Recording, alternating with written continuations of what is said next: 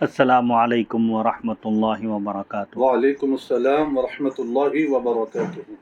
مولانا سید عبدالواسع حسینی بخاری چشتی صاحب کی جانب سے حضرت امام ابو نعیم اصفہانی رحمۃ اللہ علیہ کی جلیل القدر تصنیف دلائل النبوہ کا سلسلہ وار درس جاری ہے۔ آج کی اس نشست کا آغاز اور اس کا عنوان ہے چھٹی فصل آپ کی بعثت کے متعلق کاہنوں اور شاہان ارض کی پیشن گوئیاں، یعنی آپ صلی اللہ علیہ وسلم کی آمد کے متعلق نجومیوں نے اور اس وقت جو بادشاہان وقت تھے مختلف علاقوں کے، انہوں نے پیشن گوئی کی تھی کہ نبی آخر الزماں صلی اللہ علیہ وسلم تشریف لانے والے ہیں، ان کی آمد کا زمانہ قریب ہے۔ شاہ یمن در ثنائے ماہ مدنی رسول زمن صلی اللہ علیہ وسلم، یمن کے بادشاہ نے بھی حضور اکرم صلی اللہ علیہ وسلم کی تعریف اور توصیف بیان کی اور آپ کی آمد کی اطلاع دی۔ نمبر 47 ابن عباس رضی اللہ عنہما سے روایت ہے کہ جب سیف بن ذی یزن کا یمن پر قبضہ ہوا، یہ بادشاہ کا نام ہے، یمن پر جب یہ بادشاہ قابض ہو گیا اور اس نے وہاں سے اہل حبشہ کو مار بھگایا۔ یاد رہے سیف بن ذی یزن کا خاندان ہمیشہ سے یمن کے تخت و تاج کا وارث چلا آ رہا تھا اور اہل حجاز سے اس خاندان کے بڑے اچھے مراسم یعنی تعلقات تھے، کیونکہ باہم وہ پڑوسی تھے، آپس میں ایک دوسرے کے پڑوسی تھے۔ اچانک حالات بگڑے اور اہل حبشہ نے حملہ کر کے یمن پر قبضہ کر لیا۔ اس طرح اس خاندان کی حکومت ختم ہو گئی اور یمن پر غیر یمنیوں کی حکومت قائم ہو گئی۔ سیف کے والد ذی یزن اس وقت حکمراں تھے، انہوں نے بھاگ کر نوشیروان شاہ فارس کے ہاں پناہ لی اور وہیں انتقال کیا۔ پھر سیف نے ہوش سنبھالا اور بڑا ہو کر انوشیروان کے پاس پہنچا اور بڑی کوشش کے ساتھ اسے اپنا گرویدہ بنا لیا۔ پھر نوشیروان نے اسے فوج تیار کر کے دی اور اس نے یمن کی استعماری حکومت یعنی قبضہ کی ہوئی حکومت حبشی اقتدار سے اس نے ٹکر لی۔ اہل یمن نے اس کا ساتھ دیا اور حبشیوں نے بھاگ جانے میں عافیت سمجھی، چنانچہ کچھ بھاگ گئے اور باقی کو کتوں اور گدھوں کی خوراک بنا دیا گیا، یعنی قتل کر دیا گیا، اور سیف اپنے موروثی تخت و تاج کا وارث بن گیا۔ سیرت ابن ہشام۔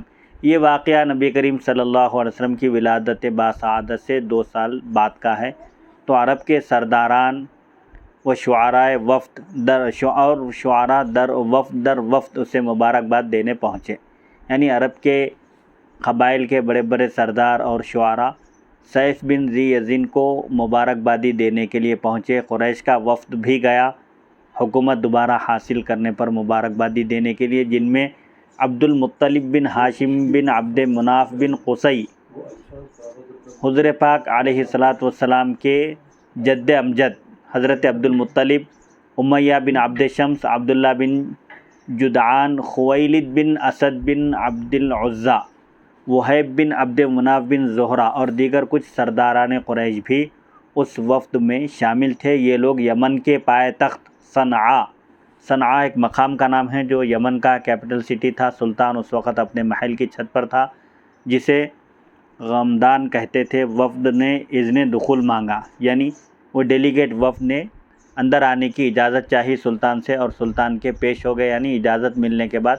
سلطان کے سامنے حاضر ہوئے۔ اس وقت اس نے بدن پر عبیر ایک قسم کی خوشبو لگا رکھی تھی اور سر سے خوشبو کی لہریں اٹھ رہی تھی، یعنی اس بادشاہ کے سر سے خوشبو مہک رہی تھی۔ دائیں بائیں کئی سلاطین وقت، شہزادے اور امراء بیٹھے ہوئے تھے۔ بادشاہ کے اطراف و اکناف، اس کے آزو بازو اپنے وقت کے بادشاہ، شہزادے اور صاحبان مملکت بیٹھے ہوئے تھے۔ عبد المطلب نے اذن کلام چاہا، یعنی حضرت عبد المطلب نے بات کرنے کی بادشاہ سے اجازت چاہی۔ سلطان سیف نے کہا، اگر تم شہنشاہوں کے درباروں میں بات کرنے کا سلیقہ رکھتے ہو تو تمہیں اجازت دی جاتی ہے، یعنی بادشاہ نے وقت کے سامنے کس طرح گفتگو کی جاتی ہے، اگر گفتگو کے آداب سے آپ واقف ہیں تو آپ کو اجازت دی جاتی ہے۔ عبد المطلب گویا ہوئے، اے شاہ، اللہ نے آپ کو نہایت بلند و بالا مقام عطا کیا ہے اور آپ کا نسب سب سے بہتر بنایا ہے، جس کی اصل مضبوط ہے اور شاخ نہایت بلند، آپ کی کبھی برائی نہ ہو۔ آپ عرب کا افتخار اور اس کی بہار ہیں، یعنی عرب آپ پر فخر کرتے ہیں اور آپ عرب کی بہار ہیں جو ہر طرف خیر لاتی ہے، بھلائی لاتی ہے۔ آپ عرب کا سر ہیں جو جھکنے سے ناآشنا ہے، یعنی آپ سر عرب ہیں جو کسی کے آگے نہیں جھکتا، جھکنا جس کو معلوم نہیں ہے۔ آپ عرب کا ستون ہیں جس پر عرب کا دار و مدار ہے۔ آپ وہ پناہ گاہ ہیں جہاں لوگ اطمینان پاتے ہیں، یعنی آپ کی بارگاہ میں، آپ کے دربار میں آ کر لوگوں کو اطمینان ملتا ہے، امن اور سکون ملتا ہے۔ آپ کے آبا ہمارے لیے بہترین سلف گزرے ہوئے لوگ تھے، آپ کے آبا و اجداد بھی ہمارے لیے بہترین تھے، اور آپ ہمارے لیے ان کے بہترین جانشین ہیں۔ وہ خاندان مٹ نہیں سکتا جس کے لیے آپ جیسے خلف، یعنی آپ جیسے جانشین ہوں، اور اس خاندان کا ذکر کبھی پارینہ یعنی پرانا نہیں ہو سکتا جس کے آپ جیسے سلف ہوں، یعنی اہلیت اور صلاحیت، سلطنت، اقتدار اور مملکت کی آپ کے اندر بدرجہ اتم موجود ہے۔ اے شاہ یمن، اے یمن کے بادشاہ، ہم اہل حرم الہی ہیں، یعنی خانہ کعبہ کے ہم رہنے والے ہیں، خدام حرم ہیں، حرم کے متولی ہیں، خانہ کعبہ کے اس کے خدمت گزار ہیں۔ ہمیں ایک مسرت یہاں لے آئی ہے، ایک خوشی کا موقع ہے، اس لیے ہم یہاں آئے ہیں کیونکہ آپ نے ہماری ایک مستقل پریشانی ختم کر دی ہے۔ حبشی اقتدار کا آپ نے خاتمہ کر دیا ہے، ان کو مار بھگایا ہے۔ ہم مبارکبادی دینے والا وفد ہیں، کچھ مانگنے والے نہیں۔ ہم محض یہاں آپ کو آپ کی بادشاہت، آپ کی موروثی سلطنت ملنے پر ہم آپ کو مبارکبادی دینے کے لیے آئے ہیں، کچھ تحفہ انعام لینے کے لیے نہیں۔ سیف نے کہا، سیف بادشاہ کا نام ہے شاہ یمن، سیف نے کہا اے متکلم اہل حرم میں سے تم کون ہو؟ یعنی آپ کا تعارف کیا ہے، آپ کی شخصیت، تھوڑا آپ اپنا انٹروڈکشن کرائیے۔ تو آپ نے کہا میں عبد المطلب بن ہاشم بن عبد مناف ہوں۔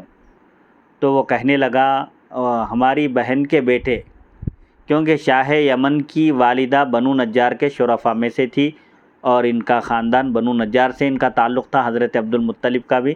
تو اس وقت بادشاہ کہنے لگا آپ ہمارے بھانجے ہوتے ہیں۔ کہا ہاں، چنانچہ شاہ نے آپ کو قریب کر لیا، یعنی آپ کو اور قریب کیا، اور وفد کی طرف متوجہ ہو کر بولا بہت بہت خوش آمدید، یعنی ویلکم کیا ان کا۔ ہم آپ لوگوں کی بہتر سے بہتر میزبانی کریں گے۔ بادشاہ آپ کی گفتگو سے خوش ہوا، اور جب اس کو ایک رشتہ داری کا پتہ چلا تو آپ کو اور تقرب عطا کیا، اپنا مقرب بنا لیا، اور کہا کہ بہتر سے بہتر آپ کو ہم آپ کی میزبانی کریں گے اور اچھا نوازیں گے۔ شاہ یمن نے تمہاری تقرب یعنی بادشاہ کی قربت آپ کو حاصل ہو گئی، بادشاہ نے آپ کو اپنے قریب کر لیا، اور آپ کی بہتر سے بہتر میزبانی کریں گے اور اچھا نوازیں گے۔ شاہ یمن نے تمہاری گفتگو سن لی ہے، تم سے رشتہ داری جان لی ہے، تمہارا آنا پسند کیا ہے۔ آپ ہمارے دن رات کے مالک ہیں، یعنی مہمان ہیں۔ جب تک آپ ٹھہریں گے عزت افزائی ہوگی، یعنی آپ کا اکرام ہوگا، آپ کا احترام ہوگا، اور آپ کی خاطر تواضع ہوگی، اور واپسی پر ہماری نیک تمنائیں آپ لوگوں کے ساتھ ہوں گی۔ اب آپ لوگ دار الضیافہ یعنی سرکاری مہمان خانے میں تشریف لے چلے۔ ساتھ ہی اس نے مہمانوں کے لیے ضروری حکم دے دیا اپنے خادموں کو کہ مہمانوں کا پورا خیال رکھا جائے۔ یہ لوگ وہاں 1 مہینہ ٹھہرے، 1 مہینہ قیام کیے۔ عرب کا یہ جو وفد گیا تھا شاہ یمن کو مبارکبادی دینے کے لیے، 1 مہینہ قیام کیا۔ شاہ نے انہیں اپنے پاس بلایا، نہ واپس جانے کی اجازت دی۔ 1 مہینے کے عرصے میں ان کی خاطر تواضع ہوتے رہی، بادشاہ نے نہ انہیں اپنے پاس بلایا اور نہ ہی اس 1 مہینے کے عرصے میں انہیں واپس جانے کی اجازت دی۔ 1 مہینے بعد اسے مہمانوں کی فکر ہوئی، 1 مہینے کے بعد بادشاہ کو خیال آیا تو اس نے انہیں طلب کیا، بلایا اپنے دربار میں، اور عبد المطلب کو اپنے قریب کر لیا اور خوش آمدید کہا، ویلکم کیا۔ پھر وہ گویا ہوا، یعنی بولا اے عبد المطلب، میں تمہیں ایک راز منتقل کرنے لگا ہوں، یعنی میں آپ کو ایک راز کی بات بتانا چاہتا ہوں۔ کوئی اور ہوتا تو میں اسے یہ بات نہ بتاتا، یعنی اس کے سامنے میں یہ راز فاش نہ کرتا، مگر میں نے تمہیں اس راز کا امین پایا ہے، امانت دار، اس راز کی حفاظت کرنے والا پایا، تو یہ راز آپ کے پاس محفوظ رہنا چاہیے یہاں تک کہ اللہ تعالیٰ اپنا فیصلہ ظاہر کر دے، یعنی جب تک اللہ کا حکم ظاہر نہ ہو جائے اس وقت تک آپ اس کو ظاہر نہ کرنا، کیونکہ وہ اپنے امر پر غالب ہے، یعنی اللہ تعالیٰ کی ذات غالب ہے، وہ جو چاہتا ہے وہ کرتا ہے۔ میں نے خفیہ کتاب اور مخزون علم میں پڑھا ہے۔ بادشاہ کہتا ہے میں نے علم مخزون، جو علم محفوظ ہے، سینہ بسینہ چلا آ رہا ہے اور سابقہ کتابوں میں پڑھا ہے، جو صرف ہمارے خاندان کے لیے ہے۔ اچھا، مخزون علم جو کسی پر ظاہر نہیں کیا گیا، اس علم میں مجھے یہ بات معلوم ہوئی ہے جو علم صرف ہمارے خاندان کے لیے ہے، کوئی اور اس علم کو حاصل نہیں کر سکتا، نہیں پا سکتا، کہ ایک عظیم بھلائی ظاہر ہونے والی ہے جو بعض لوگوں کے لیے بڑا خطرہ بھی ہوگی۔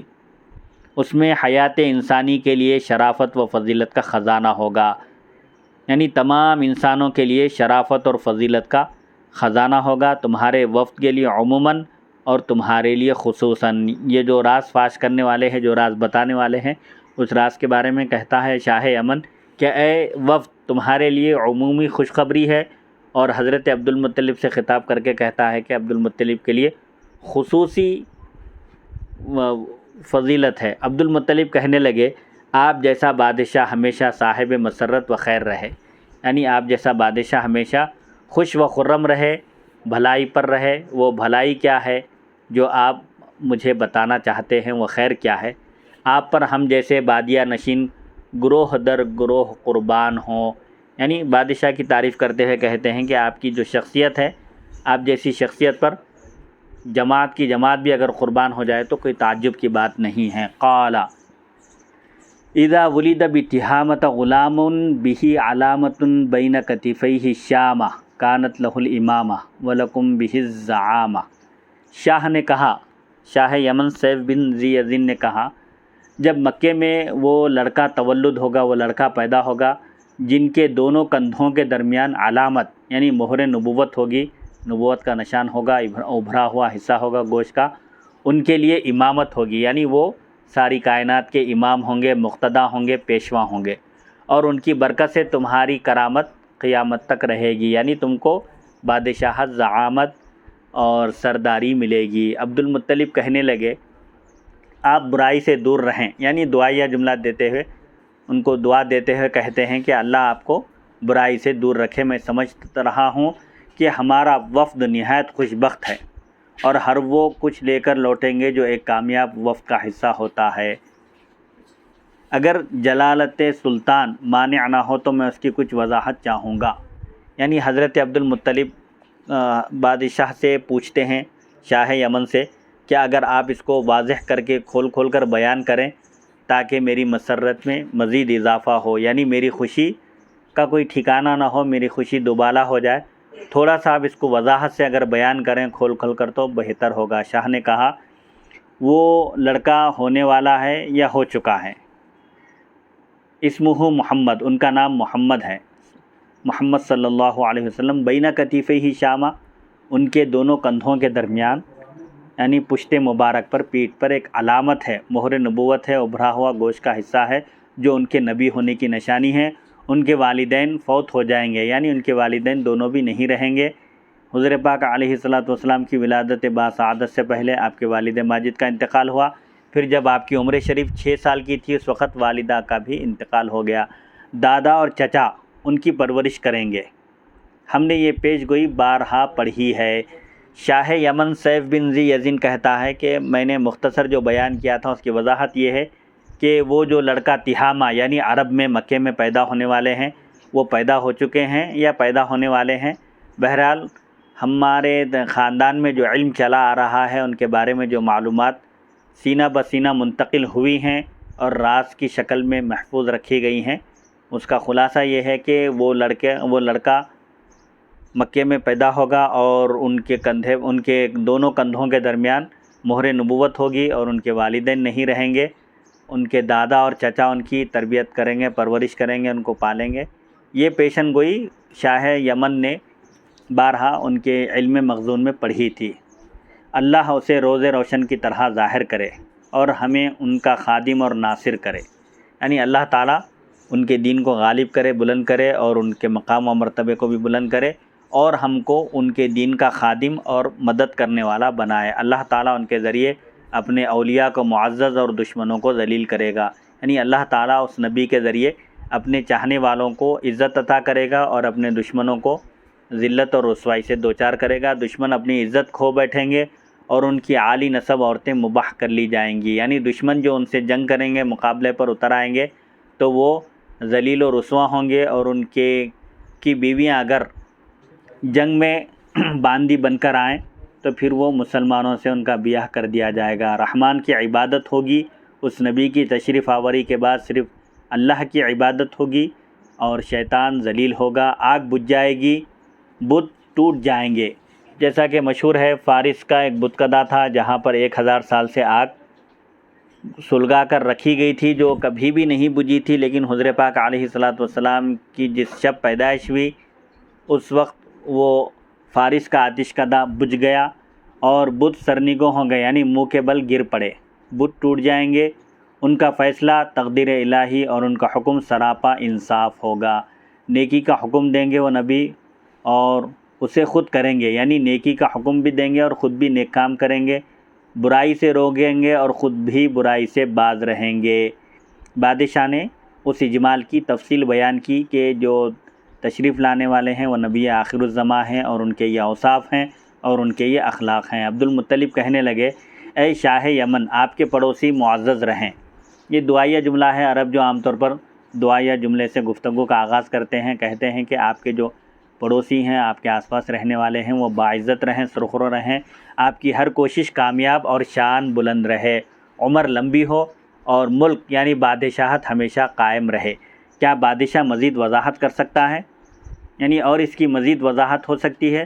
سیف نے کہا، غلاف والے کعبے کی قسم جس کی شہرت دور دور تک ہے، اے عبد المطلب، اس بچے کے دادا تو تم ہو، اس میں کوئی جھوٹ نہیں۔ عبد المطلب یہ سن کر سجدے میں گر گئے۔ شاہ نے کہا، سر اٹھائیں، سجدے سے سر اٹھائیں، تمہارا سینہ ٹھنڈا ہے، کیا میری ذکر کردہ علامت تم میں موجود ہیں؟ یعنی حضرت عبد المطلب جب بادشاہ سے تفصیلات سنے تو فوراً سجدے میں چلے گئے، اللہ کا شکر بجا لائے۔ تو بادشاہ نے کہا کہ آپ سجدے سے سر اٹھائیں اور میں جو علامتیں ذکر کیا ہوں کیا وہ آپ میں موجود ہیں؟ تو عبد المطلب کہنے لگے، ہاں اے بادشاہ، میرا ایک بیٹا تھا جس کے ساتھ مجھے بے حد پیار تھا، یعنی وہ بیٹا مجھے بہت عزیز تھا، بہت پیارا تھا۔ میں نے اسے اپنی قوم کی ایک عالی نسب عورت خاتون آمنہ بنت وہب بن عبد مناف بن زہرہ سے ان کا نکاح کیا، یعنی حضرت عبداللہ جو حضور پاک علیہ الصلوۃ کے والد ماجد ہیں، ان کا نکاح آپ نے آمنہ بنت وہب رضی اللہ عنہا سے کیا۔ ان سے ایک لڑکا تولد ہوا، پیدا ہوئے، جن کا نام میں نے محمد رکھا۔ ان کے والدین انتقال کر گئے، میں نے اور ان کے چچا نے ان کی پرورش کی۔ یعنی حضور پاک علیہ الصلوۃ کے والد ماجد کے انتقال کے بعد پھر جب حضور پاک علیہ الصلوۃ کی عمر شریف 6 برس کی ہوئی، اس وقت حضرت آمنہ رضی اللہ عنہا کا بھی وصال ہو گیا، انتقال ہو گیا، تو آپ کے دادا عبد المطلب نے آپ کی پرورش کی۔ پھر جب آپ کی عمر شریف 8 سال کی ہوئی تو اس وقت آپ کے جد امجد حضرت عبد المطلب کا بھی انتقال ہو گیا۔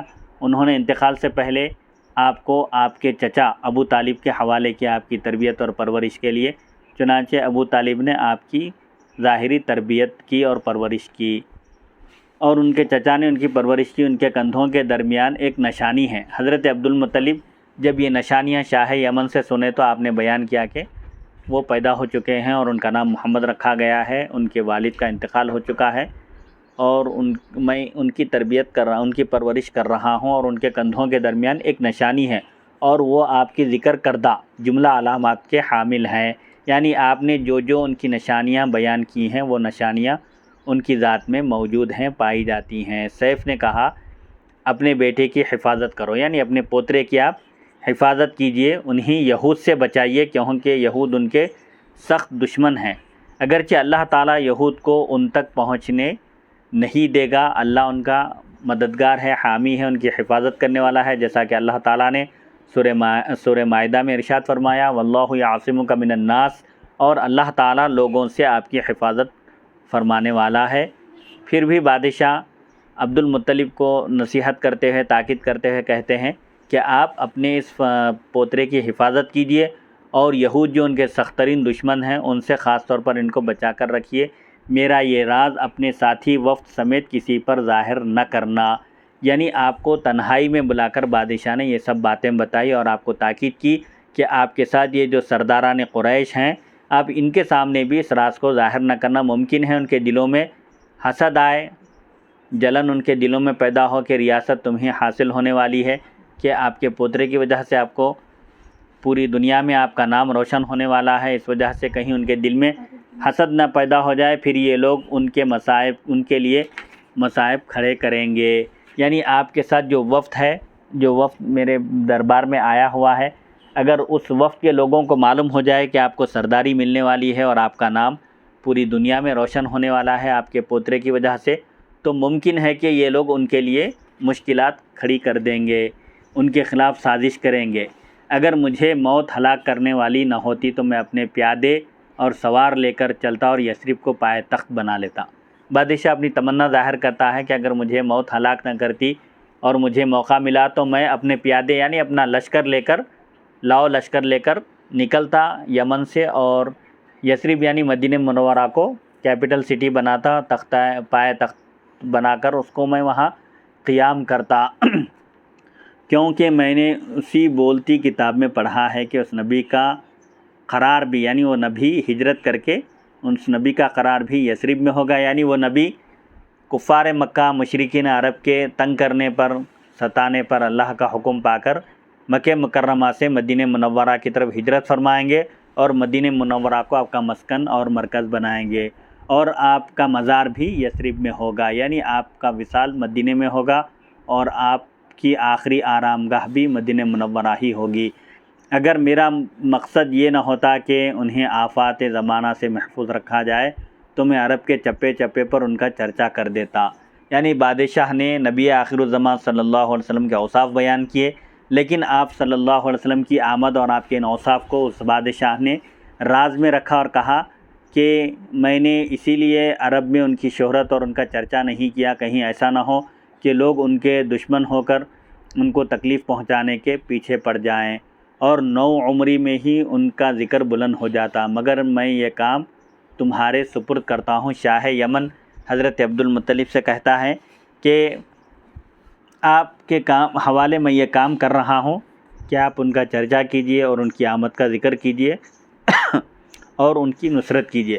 بعد ازاں اس گفتگو کے بعد شاہ یمن نے وفد کے ہر فرد کو 100 اونٹ، 10 غلام، 10 باندیاں، 10 رطل چاندی، یہ ایک پیمانہ ہے، 10 رطل چاندی، 5 رطل سونا اور عنبر سے بھرا ہوا ایک برتن دیا۔ یعنی حضور پاک علیہ السلام کے جد امجد حضرت عبد المطلب کے ساتھ جو لوگ گئے تھے، بادشاہ حضرت عبد المطلب کی وجہ سے اس وفد کو خوب نوازا، 100 اونٹ، 10 غلام، 10 باندیاں اور پھر سونے چاندی اور خوشبوؤں سے لدے ہوئے ایک برتن دیا، جبکہ عبد المطلب کے لیے اس سے 10 گنا زیادہ ہدیے تحفے جاری کیا۔ یہ وفد کے ساتھ آنے والوں کے ساتھ بادشاہ کا یہ سلوک تھا، اور حضور پاک علیہ السلام کے جد امجد حضرت عبد المطلب کو بادشاہ نے اس وفد کے لوگوں سے زیادہ 10 گنا ہر چیز اضافہ دیا، اور وہ چلتے ہوئے عبد المطلب سے کہنے لگا یہ سال ختم ہونے پر مجھے اس بچے کی خبر لا کر دینا، یعنی اس نو مولود کے بارے میں مجھے آ کر بتانا، اس مبارک لڑکے کے بارے میں۔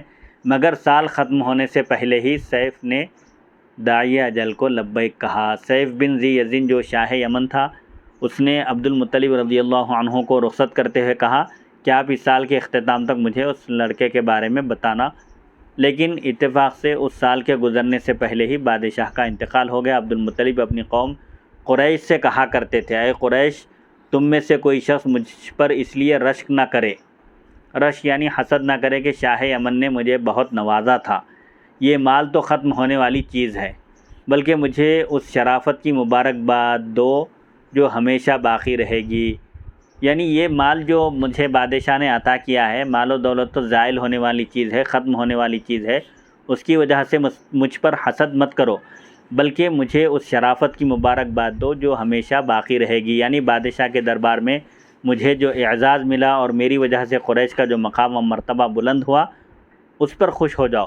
اور جب پوچھا جاتا کہ وہ شرافت کیا ہے تو آپ جواب دیتے کہ وہ ضرور ظاہر ہو کر رہے گی، خواہ اسے کچھ وقت لگے۔ آپ کے دادا عبد المطلب کا عجیب و غریب خواب۔ جی، ابو جہم ابو طالب سے اور وہ عبد المطلب سے روایت کرتے ہیں، کہتے ہیں میں حرم کعبہ میں محو خواب تھا، یعنی آرام کر رہا تھا، خواب دیکھ رہا تھا، میں نے ایک دہشت ناک خواب دیکھا اور نہایت خوف میں مبتلا ہو گیا۔ یعنی مجھے وہ خواب دیکھنے کے بعد مجھ پر خوف طاری ہو گیا۔ میں قریش کی ایک کاہنہ عورت کے پاس گیا۔ قریش میں دور جاہلیت میں اسلام کی آمد سے پہلے لوگ نجومی جو غیب کی خبر دیا کرتے تھے، کچھ باتیں اپنے اندازے سے بتاتے تھے، تو ایک کاہنہ عورت کے پاس گئے۔ میں نے کمبل اوڑھ رکھی تھی اور میری زلفیں کندھوں میں لٹک رہی تھی، کندھوں پر، اور میری زلفیں کندھوں پر لٹک رہی تھی، پراگندہ حال تھی، یعنی بال بکھرے ہوئے تھے اور کندھے پر لٹک رہے تھے۔ کاہنہ نے میرے چہرے سے افسردگی محسوس کر لی۔ کاہنہ نے میرے چہرے کو دیکھتے ہی پہچان لیا کہ میں افسردہ ہوں، غمزدہ ہوں، رنجیدہ ہوں۔ میں ان دنوں اپنی قوم کا سردار تھا۔ کہنے لگی ہمارے سردار کا کیا حال ہے اور چہرے کا رنگ کیوں بدلا ہوا ہے؟ کوئی حادثہ تو نہیں ہو گیا؟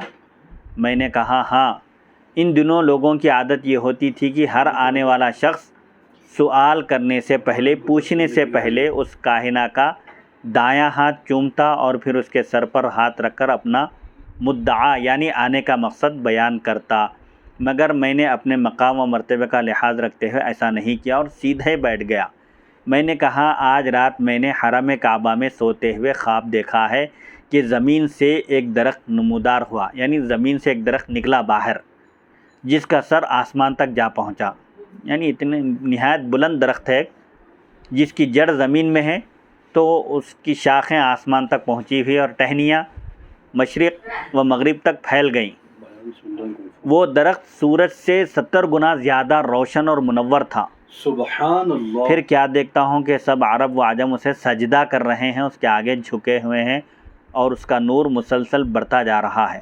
میں نے دیکھا قریش کے کچھ لوگ اس کی ٹہنیوں سے لٹک گئے اور قریشی کے کچھ لوگ اس درخت کو کاٹنے کے لیے لپکے، یعنی تیزی سے آگے بڑھے، لیکن جب قریب ہوئے تو ایک نہایت حسین نوجوان نے، جس سے بڑھ کر میں نے خوبصورت اور بہتر خوشبو والا کوئی نوجوان نہیں دیکھا، اس نوجوان نے کاٹنے کے لیے آگے بڑھنے والوں کو مار بھگایا، ان کی پسلیاں توڑ دی اور آنکھیں باہر نکال کر باہر کر دیں۔ میں نے بھی ہاتھ بڑھایا تاکہ اس کی کسی ٹہنی کو تھام لوں، جس طرح لوگ اس کی ٹہنی کو لٹکے ہوئے ہیں۔ میں نے بھی یہ ارادہ کیا مگر اس نوجوان نے مجھے روک دیا۔ میں نے کہا یہ کس کا نصیب ہے؟ کہنے لگا انہی کا نصیب ہے جو اس سے لٹک گئے ہیں اور تم سے سبقت لے جا چکے ہیں، یعنی تم سے پہلے اس خیر کی طرف آگے بڑھ چکے ہیں۔ میں گھبرا کر خواب سے بیدار ہو گیا۔ عبد المطلب کہتے ہیں یہ سنتے ہی کاہنہ کا چہرہ زرد پڑنے لگا، یعنی کاہنہ کا چہرہ بدلنے لگا اور وہ یوں گویا ہوئی، اس طرح وہ بولی لئن صدقت لیخرجن من صلبک رجل یملک المشرق والمغرب ویدین لہ الناس۔ اگر آپ کا خواب سچا ہے، یعنی آپ نے صداقت سے کام لیا ہے، خواب کو بیان کرنے میں سچائی سے، یعنی واقعتاً آپ نے ایسا ہی خواب دیکھا ہے، تو آپ کی پشت سے وہ شخص پیدا ہوگا جس کی حکومت مشرق سے لے کر مغرب تک ہوگی اور لوگ ان کے آگے سب لوگ جھک جائیں گے۔ عبد المطلب نے یہ سن کر ابو طالب کے متعلق کہا شاید وہ یہ ہوں، شاید یہ ابو طالب ہوں۔ جب نبی کریم صلی اللہ علیہ وسلم نے اعلان نبوت فرمایا تو ابو طالب کہا کرتے تھے قسم بخدا وہ درخت ابو القاسم الامین صلی اللہ علیہ وسلم کی شکل میں نمودار ہوا ہے۔ سبحان اللہ۔ اس پر انہیں کہا جاتا کہ پھر تم ایمان کیوں نہیں لے آتے؟ تو وہ کہتے قریش مجھے برا بھلا کہیں گے اور عار دلائیں گے۔ یہ حضور پاک علیہ الصلوۃ والسلام کے چچا حضرت ابو طالب ہیں، جنہوں نے حضرت عبد المطلب کے انتقال کے بعد حضور پاک علیہ الصلوۃ والسلام کی پرورش کی ظاہری۔ اس کے بعد جب آپ نے اعلان نبوت فرمایا تو حضرت ابو طالب نے کہا کہ حضرت عبد المطلب نے جو خواب دیکھا تھا کہ ایک درخت نمودار ہوا ہے، وہ درخت حضرت ابو طالب کو آپ سمجھتے تھے، ایسا گمان تھا حضرت عبد المطلب کا، لیکن وہ حضرت ابو طالب نہیں بلکہ حضور پاک علیہ الصلوۃ والسلام تھے۔ اور حضرت ابو طالب علیہ السلام کے بارے میں مختلف قول ہے اور بعض بڑے بڑے اکابر محدثین آپ کی ایمان کے قائل ہیں۔ جی آپ کے بارے میں اب میرا ایک سوال یہ بھی ہے مفتی صاحب جی کہ جو لوگ حضرت ابو طالب علیہ السلام کے ایمان کے قائل نہیں ہیں تو کم سے کم وہ سکوت اختیار کر لیتے ہیں۔ खामोश हो जाते हैं। आप बल्कि बाज़ हमारे उलमा ने जो है हज़रत अबू तालिब अलैहिस्सलाम की कुफ्र पर किताबें लिख डाली।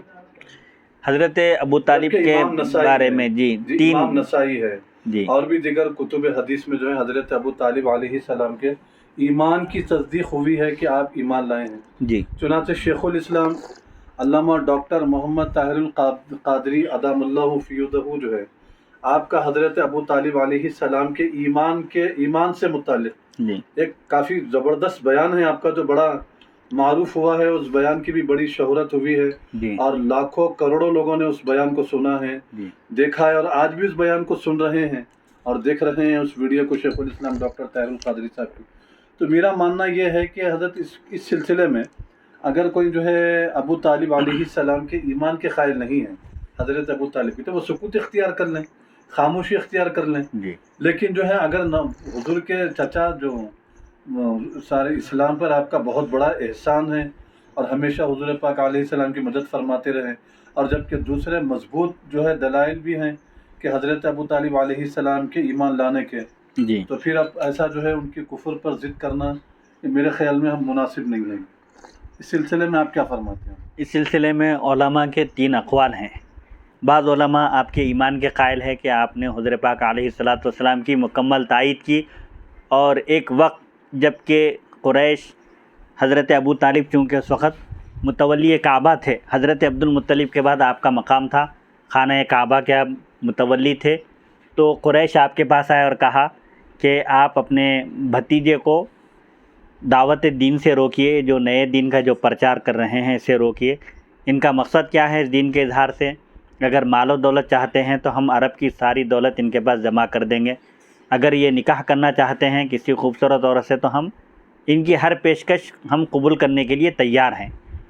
आप इनके चचा होने की हैसियत से आप इनको बुलाकर आप नसीहत कीजिए, बोलिए। तो आपके चचा उस वक़्त हुज़ूर पाक अलैहिस्सलातु वस्सलाम को बुलाए और कहा कि ये मेरी कौम है, आपसे कुछ मुतालबा करती है। बहरहाल हुज़ूर पाक अलैहिस्सलातु वस्सलाम से जब हज़रत अबू तालिब ने पूछा तो आपने कहा, अगर ये लोग कसम बखुदा अगर ये लोग मेरे एक हाथ में सूरज, सीधे हाथ में सूरज और बाएं हाथ में चाँद लाकर रख दें और ये कहें कि मैं इस दीन की दावत से बाज आ जाऊं, तो मैं रुक जाऊं, इस दीन की दावत देने से रुक जाऊं, तो मैं हलाक हो जाऊंगा, यानी ख़त्म हो जाऊंगा, मर जाऊंगा, लेकिन मैं इस दीन की दावत देने से बाज नहीं आऊँगा। सुभान अल्लाह, सुभान अल्लाह, हाय हाय हाय, क्या बात। ये सुनने के बाद हज़रत अबू तालिब फरमाए, अपने भतीजे को हिम्मत दिलाते हुए फरमाए, हौसला अफजाई करते हुए, कुरैश को आप बढ़ा दिए उनको डांट कर, और इनको फरमाए हुज़ूर से कि आप अपने दीन की तबलीग जारी रखिए, मैं आज से आपका हामी और नासिर हूँ, यानी कुरैश को मैं देख लूँगा।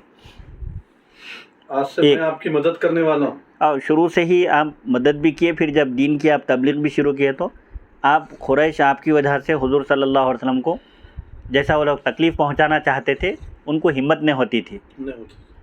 एक कौल तो आपके एक तौहीद का है, मुवाहिद, आप अल्लाह को एक मानते थे, दीन इब्राहीम पर थे, ईमान ही है समझिए। दूसरा कौल तवक्कुफ़ का है कि आपके ईमान के बारे में हमसे पूछा जाने वाला नहीं है, लिहाजा खामोशी इख्तियार करें, ये दूसरा कौल है। तीसरा कौल ये है कि बाज़ लोग ये कहते हैं कि आप हुज़ूर पाक अलैहिस्सलातु वस्सलाम के नबूवत के ज़माने को पाए, लेकिन जैसा सब बरमला इस्लाम कबूल नहीं किए। बाज़ रिवायतें भी ऐसी है, जैसे मुस्लिम शरीफ की एक रिवायत है, हुज़ूर सल्लल्लाहु अलैहि वसल्लम फरमाए कि ए मेरे चचा, आप खाली एक कलिमा पढ़ लीजिए, मैं उस कलिमे की बुनियाद पर आपकी तरफ से क़यामत के दिन में अल्लाह की बारगाह में मैं आपकी सिफारिश कर सकूँगा बोल के। तो उस वक़्त कुरैश के बड़े बड़े सरदार भी थे, जैसे जो ईमान नहीं लाए थे आपको भी रोक रहे थे। तो आप उन सरदारों को देखे, वो लोग बोले कि अगर आप आखिरी वक्त पे अगर ऐसा इस दीन को कबूल कर लेंगे तो लोग आपको आर दिलाएंगे। तो रिवायतों में आता है कि आपने कहा, अना अला दीनी अब्दुल मुत्तलिब, मैं अब्दुल मुत्तलिब के दीन पर हूँ, और हज़रत अब्दुल मुत्तलिब मुवाहिद थे, दीन इब्राहीमी पर थे। तो बाद लोग ये कहते हैं कि आपने अलानिया इस्लाम कबूल नहीं किया, लेकिन आप दीन इब्राहीमी के पैरोकार थे। जैसे दीन इब्राहीमी में खाना काबा का तवाफ़, अभी हुज़ूर अलैहिस्सलाम नबूवत का ऐलान नहीं फरमाए थे जब? नहीं, नबूवत के ऐलान के 10 साल के बाद हज़रत अबू तालिब का इंतकाल हुआ। अच्छा।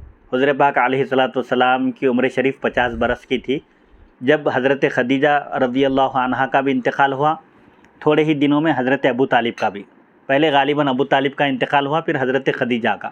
تو حضور پاک علیہ الصلاۃ والسلام کے یہ دونوں بہترین مددگار تھے دین اسلام کی تبلیغ اور اس کی نشر و اشاعت میں۔ تو دونوں کے رخصت ہونے سے آپ بہت زیادہ غمزدہ ہو گئے، اس لیے اس سال کا نام عام الحزن رکھا گیا، غم کا سال۔ تو حضور پاک علیہ الصلاۃ والسلام کے دین کی آپ شروع سے حمایت کرتے رہے، مدد کرتے رہے، اور آپ کو اجازت دے دیے کہ آپ برملا آپ اس دین کی تبلیغ کیجئے، قریش کو میں سنبھال لوں گا۔ بہرحال آپ کے بارے میں مختلف اقوال ہیں، اس لحاظ سے بعض لوگوں نے آپ کی نجات کے بارے میں بھی لکھا ہے، جیسے علامہ زینی دہلان رحمۃ اللہ علیہ، یہ عرب ہیں، 1304 ہجری غالباً ان کی سن وفات ہے، یعنی تقریباً 150 سال پہلے کے شافعی عالم دین ہیں۔ اسن المطالب فی نجاتی ابی طالب بلکہ کتاب لکھے ہیں، جس میں انہوں نے یہ ثابت کیا کہ ان کے ایمان جو بھی مسئلہ ہے ان کی نجات کے بارے میں لکھا کہ سب سے بہترین مطلب حضرت ابو طالب کی نجات کے بارے میں، یعنی حضرت ابو طالب کو اللہ تعالیٰ قیامت کے دن حضور پاک علیہ الصلاۃ والسلام کے طفیل نجات عطا کرے گا۔ سبحان ایک جیسا کہ قول حضرت عبداللہ اور حضرت آمنہ رضی اللہ عنہما کے بارے میں بھی سیرت کی کتابوں میں لکھا ہوا ہے کہ جنہوں نے نبوت کا زمانہ نہیں پایا ان کا امتحان لیا جائے گا قیامت کے دن، فترت کے زمانے میں جو گزر گئے۔ فترت یعنی جس دور میں کوئی نبی نہ ہو، جیسے حضرت عیسیٰ علیہ الصلاۃ والسلام اور حضور صلی اللہ علیہ وسلم کے درمیان تقریباً 600 سال کا عرصہ ہے، تو وہ زمانہ فترت کہلاتا ہے جس میں کوئی نبی نہ ہو۔ تو زمانہ فترت میں جو لوگ تھے ان کا امتحان لیا جائے گا، ان کو قیامت کے دن کہا جائے گا ایمان لاؤ، یا آگ میں داخل ہونے کا حکم دیا جائے گا، تو بلا چوں چرا فوراً حکم کی تعمیل کریں گے تو ان کو اہل ایمان میں شمار کیا جائے گا۔ بہرحال حضرت ابو طالب کے بارے میں جو 3 قول ہیں، توقف یہ زیادہ اس لیے بھی بہتر ہے کہ کفر کا حکم لگانے سے بہتر ہے کہ خاموشی اختیار کی جائے یا کچھ نہ کہا، ان کا معاملہ اللہ کے حوالے کیا جائے۔ اللہ رسول بہتر جانتے ہوئے ہے کیا حقیقت میں معاملہ؟ جی ہاں، یہ حضرت عبد المطلب کا عجیب و غریب خواب تھا۔ اب اس کے بعد ایک ہے زید بن عمرو بن نفیل کی زندگی انتظار رسول میں گزر گئی۔ عرب میں جب شرک پھیل چکا تھا، بت پرستی عام ہو چکی تھی، اس وقت بھی کچھ فطرت شناس لوگ موجود تھے جن کی فطرت سلیم تھی، یعنی سلامتی والی تھی، اللہ کو ایک ماننے والے تھے، بتوں کی عبادت نہیں کرتے تھے، شراب سے دور رہتے تھے، زنا سے دور رہتے تھے۔ ان میں ایک زید بن عمرو بن نفیل بھی ہیں جو موحد تھے، حضور صلی اللہ علیہ وسلم کے انتظار میں تھے، اور حضور پاک علیہ الصلاۃ والسلام کی بعثت سے پہلے ان کا انتقال ہو گیا۔ عامر بن ربیعہ عدوی سے روایت ہے کہ زید بن عمرو بن نفیل سے میری مکے سے باہر ملاقات ہوئی، وہ غار حرا میں نماز پڑھنے جا رہے تھے۔ اس وقت ان کی اپنی قوم سے مخالفت کھل کر سامنے آ گئی تھی، کیونکہ وہ ان کے بتوں اور بت پرستی سے بیزار تھے۔ زید بن عمرو بن نفیل بتوں سے اور بتوں کی عبادت سے بیزار تھے۔ زید بن عمرو کہنے لگے، اے عامر، مجھے اپنی قوم سے سخت مخالفت ہے، میں ابراہیم خلیل اللہ اور ان کے بیٹے حضرت اسماعیل علیہ السلام کے دین پر کاربند ہوں، دین ابراہیمی پر میں کاربند ہوں، یعنی اس پر قائم ہوں، میں انہی کی طرح اس قبلے کی طرف رخ کر کے نماز پڑھتا ہوں، یعنی کعبے کی طرف، جو بھی طریقہ تھا سمجھے اللہ کی عبادت کا اس وقت۔ کاربن کا ایک معنی جو ہے ڈٹے ہوئے رہنا بھی آتا ہے، جی، یعنی اس پر قائم و مضبوطی اس پر قائم ہوں، جمع ہوا ہوں۔ فَأَنَا أَنْتَظِرُ نَبِيًّا مِّن وُلْدِ إِسْمَاعِيلَ مِن بَنِي عَبْدِ الْمُطَّلِبِ اسْمُهُ احمد، میں اس نبی کا منتظر ہوں جو اولاد اسماعیل علیہ السلام میں سے ہوں گے، بنو عبد المطلب سے ظاہر ہوں گے، اور نام نامی اسم گرامی احمد ہوگا۔ اے عامر، میں ان کا زمانہ نہ پا سکوں گا، مگر میں ان پر ایمان لاتا ہوں، ان کی تصدیق کرتا ہوں اور ان کی نبوت کی گواہی دیتا ہوں۔ اگر تم سے زندگی وفا کرے، یعنی اس نبی کے تشریف لانے تک تم زندہ رہو اور تم اس رسول کو دیکھو تو ان کی خدمت میں میرا سلام عرض کر دینا۔ یہ زید بن عمرو بن نفیل ہے۔ اے عامر، میں تمہیں اس رسول کا حلیہ مبارکہ بتا دیتا ہوں، یعنی ان کا ناک نقشہ کیسا ہوگا وہ میں تمہیں بتا دیتا ہوں، تاکہ تم پر بات مخفی نہ رہے، یعنی کوئی بات پوشیدہ نہ رہے، تم آسانی سے حلیے کو دیکھ کر پہچان سکو۔ میں نے کہا، فرمائیے، بتائیے۔ تو وہ کہنے لگے، وہ زیادہ پست قامت ہوں گے، نہ زیادہ دراز قد، یعنی لمبے بھی نہیں ہوں گے، پست قد بھی نہیں ہوں گے، میانہ قد ہوں گے، درمیانی قد ہوگا، بال زیادہ گھنے ہوں گے، نہ زیادہ کم. ان کی آنکھوں میں ہمیشہ سرخی رہا کرے گی، سرخ ڈور ہوگی آنکھوں میں. دونوں کندھوں کے درمیان لال ریڈ کلر کی ایک لکیر ہوگی آنکھوں میں. دونوں کندھوں کے درمیان مہر نبوت ہوگی، گوشت کا ابھرا ہوا حصہ ہوگا ایک، جو ان کے نبی ہونے کی نشانی ہوگی. نامی اسم گرامی احمد ہوگا صلی اللہ علیہ وسلم. اسی شہر مکہ میں ان کی ولادت اور بعثت ہوگی، یعنی مکے میں آپ کی پیدائش ہوگی اور مکے میں ہی آپ نبوت کا اعلان فرمائیں گے. پھر ان کی قوم انہیں یہاں سے نکال دے گی، مکے سے نکلنے پر مجبور کرے گی، کیونکہ وہ ان کے دین کو نہ مانیں گے. مشرکین عرب ان کے دین کو قبول نہیں کریں گے. اس طرح وہ یثرب کی طرف ہجرت کریں گے، یعنی مدینہ منورہ کی طرف اللہ کے حکم سے ہجرت کریں گے. وہاں ان کا دین خوب پھیلے گا.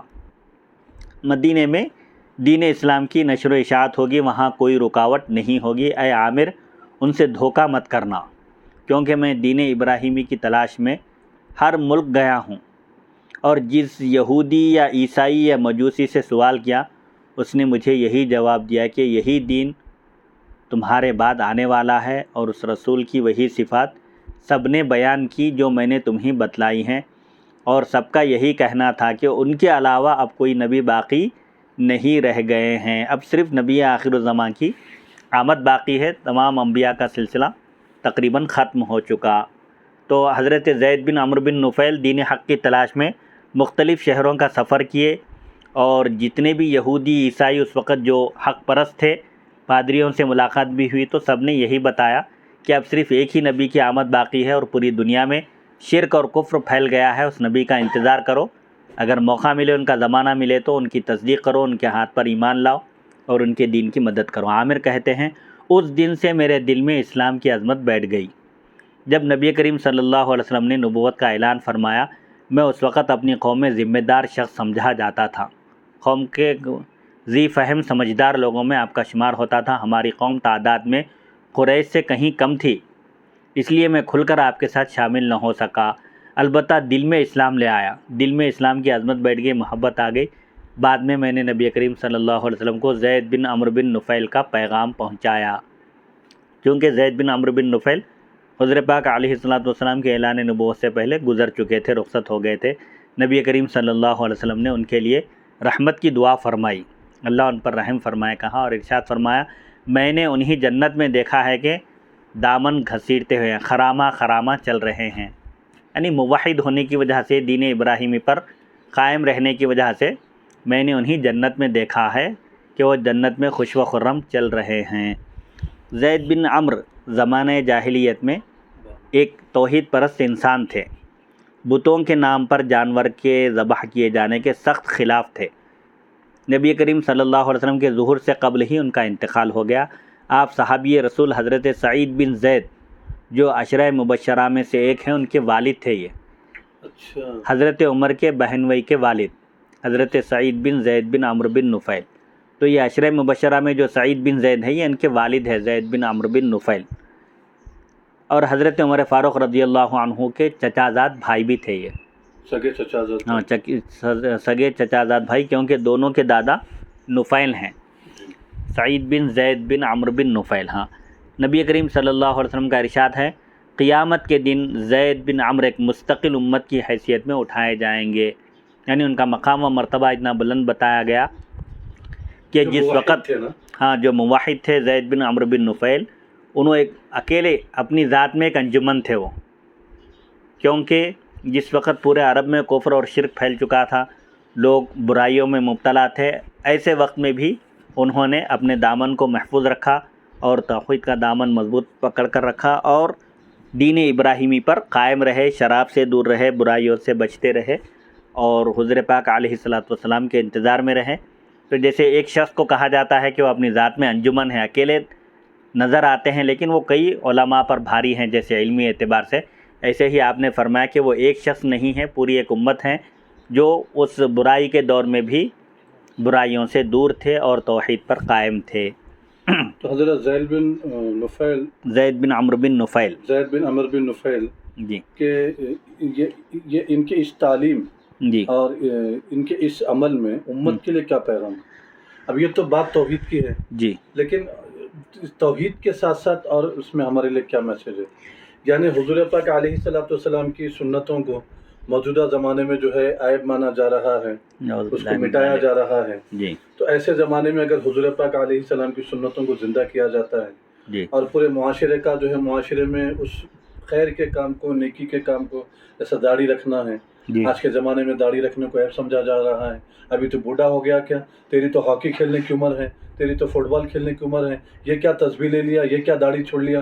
اس قسم سے حبیب پاک علیہ السلام کے سنتوں کو جو ہے مٹایا جا رہا ہے، جی عمل کرنے نہیں دیا جا رہا ہے. جی تو ایسے زمانے میں اگر کہ حضور پاک صلی اللہ علیہ وآلہ وسلم کی سنتوں پر مضبوطی سے عمل کرتا ہے، جی وہ اسی زمرے میں آئے گا حضرت. جی حضرت زید بن عمرو بن نفیل کا پیغام، ان کی یہ حق کی تلاش تھی، ان کی زندگی کا مقصد، اسے ظاہر ہوتا ہے کہ ہر مسلمان حضور پاک علیہ الصلوۃ والسلام سے غائبانہ بھی محبت رکھے، عشق رکھے، اور آپ کی سنتوں کا احیاء کرے، زندہ کرے.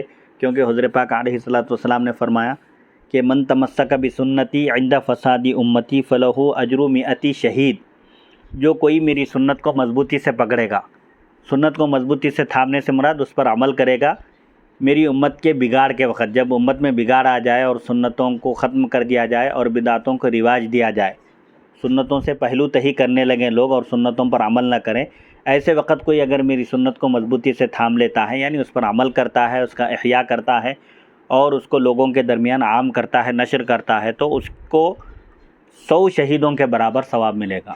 سبحان اللہ، سبحان. اسی طرح جب برائی عام ہو جائے معاشرے میں، سوسائٹی میں، تو ایسے وقت بھی اپنے دامن کو بچانا، اپنے آپ کو محفوظ رکھنا، برائیوں سے دور رکھنا، یہ اس بات کی بھی حضرت زید بن عمرو بن نفیل کی حیات اور ان کے رویے سے اس بات کی بھی تعلیم ہم کو ملتی ہے اور یہ پیغام ملتا ہے کہ ساری دنیا میں بھی اگر کفر و شرک پھیل جائے تو ایک مسلمان کو اپنے ایمان پر، توحید پر قائم رہنا چاہیے، کیونکہ ایمان کی دولت سے بڑھ کر کوئی اور دولت نہیں ہے، اور نجات کا دار و مدار اور اخروی زندگی کا دار و مدار بھی ایمان کی سلامتی اور اس کی حفاظت پر موقوف ہے.